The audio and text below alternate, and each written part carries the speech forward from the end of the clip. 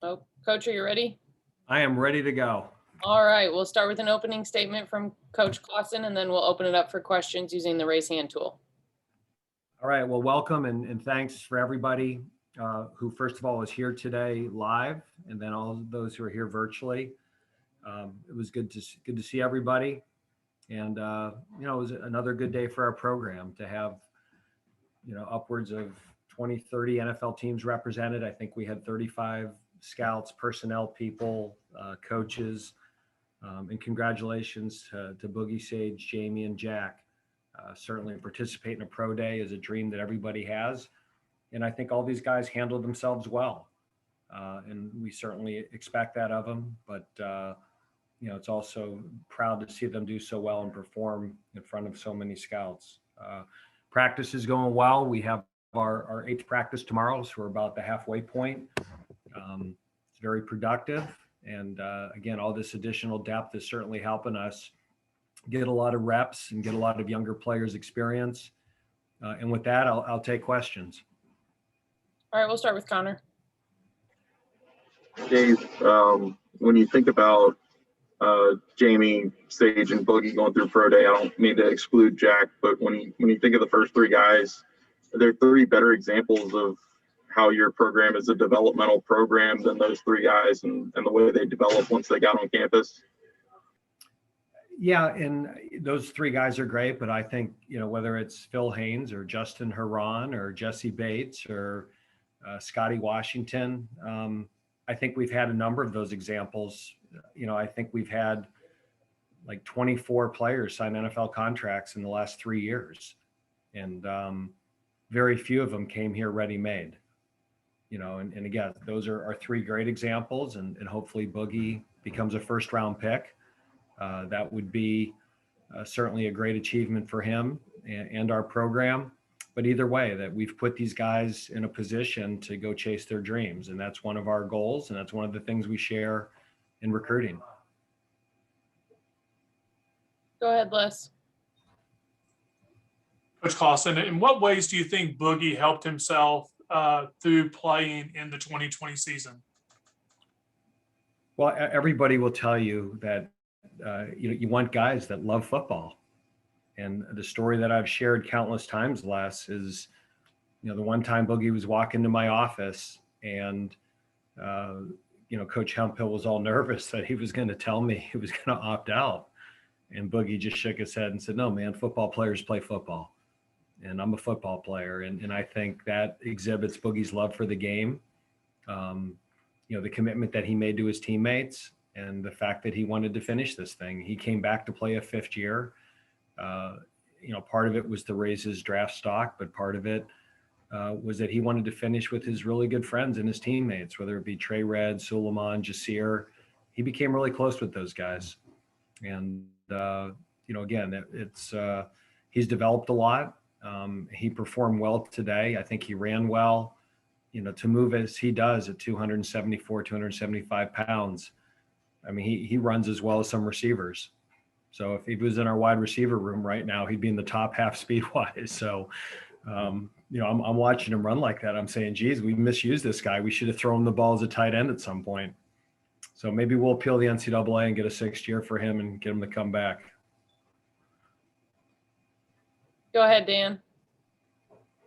Hey, Coach. Dan Wolkenstein from Chargers Brawl Podcast. How you doing? I'm well. How are you? I'm doing great. We were just talking to Boogie, and I hear our new coach Staley talk about having football playing Jesse's all the time. So hearing you talk about Boogie in that way, I think is music to our ears. I was asking Boogie earlier about just how he has that knack for tackles for loss, and you see it happen all the time. He's probably one of the best at it in college. Is that a scheme thing? How do you think he got so good at that? Where do you think that ability comes from? Well, he's athletic. He understands balance.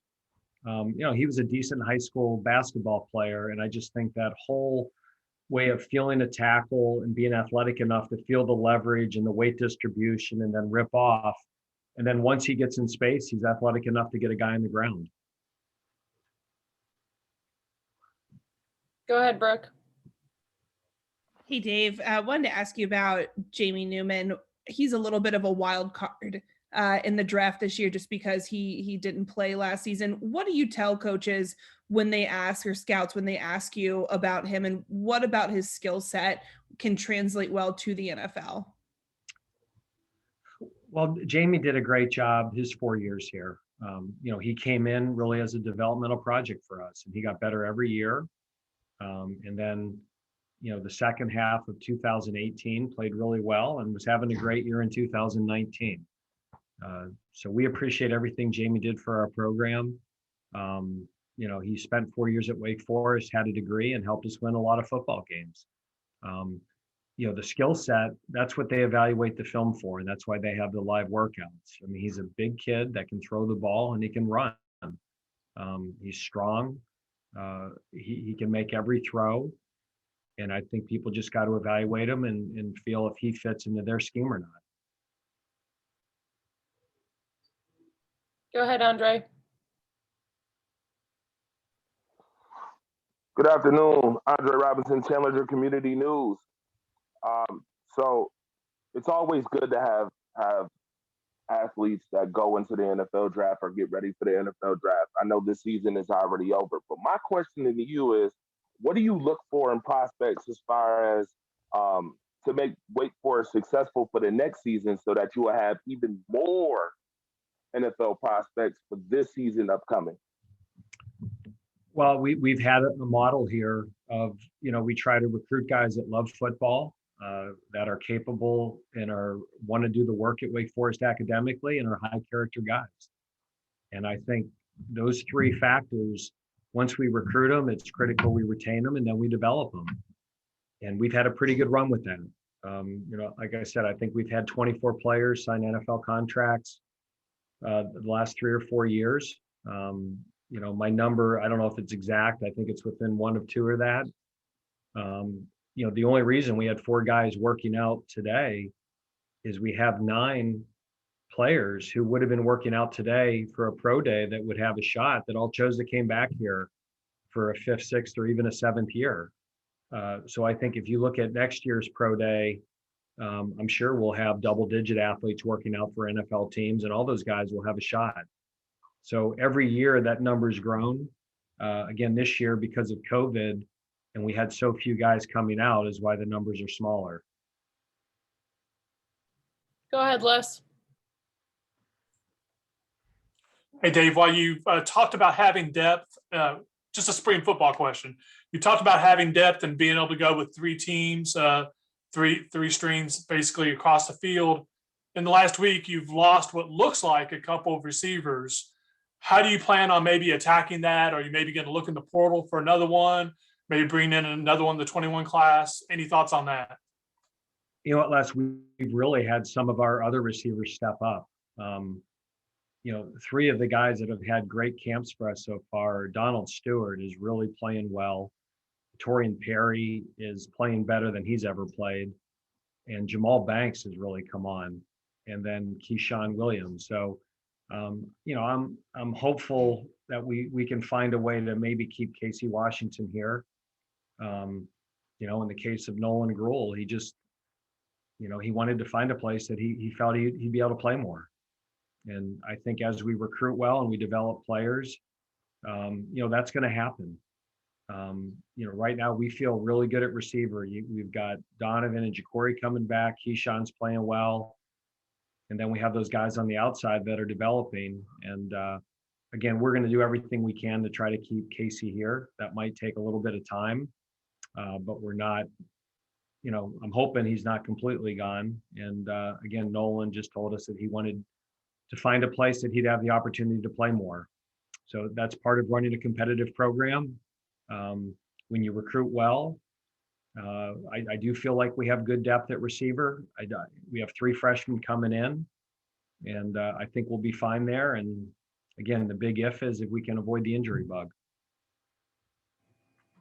All right, we'll wrap up with Eddie Hughes. Hey, Coach, you touched on Boogie's 40 time. How impressed were you by that 40 time, and what did you say to him after his pro day today? Good job, Boogie. So I just, he ran really well. And and it's not like I'm surprised. I mean, we had him 5 years in our program. I thought he'd run a great 40 time. We've worked with him 5 years. We've been timing him the 40 for 5 years. So people are surprised. We're not. I thought he'd run a great time, and he did. And again, we're really proud of him. Just